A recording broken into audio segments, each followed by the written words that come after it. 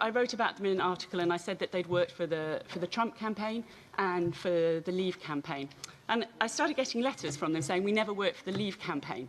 And this was baffling, because all over the internet there were articles about how they worked for the Leave campaign.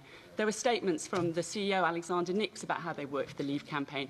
On Leave.EU's website, it said, we hired Cambridge Analytica.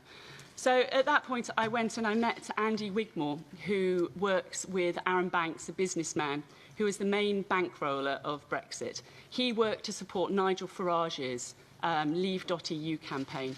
And Nigel Farage is a really central figure in all of this. And I really hope that you will use this opportunity of these committees to ask him some questions which we have not been able to get answers to. So Nigel Farage was introduced to, it was Nigel Farage, because of Nigel Farage that Cambridge Analytica was introduced to the Leave campaign, because of his friendship with Steve Bannon and with Robert Mercer. So Steve Bannon and Robert Mercer play a very pivotal role in this. They, as well as lending their support to the Leave campaign, they also brought Breitbart to the UK, which also explicitly supported this, supported Nigel Farage's mission to take Britain out of the EU.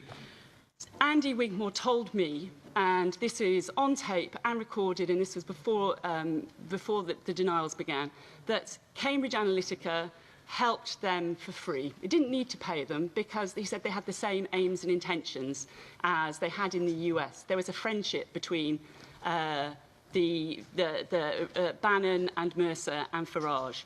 And he said they helped them understand what to do with Facebook data. They taught them how to use other sources of data. They taught them how to use fear and emotion to guide people's responses. Very quickly, I'm just going to just go into what happened next, which was following that, that donation turned out to be potentially illegal. We have to declare donations in the UK as a service. And so after that, 2 investigations kicked off, one of which is Elizabeth Denham is going to report on. But shortly afterwards, a reader wrote to me from Canada and pointed out that Cambridge Analytica had a branch office in Canada, SCL Canada it was called, and he pointed out the director of that branch office was also the director of another company called Aggregate IQ. And Aggregate IQ worked with another Leave campaign in Britain, the Vote Leave, the official campaign.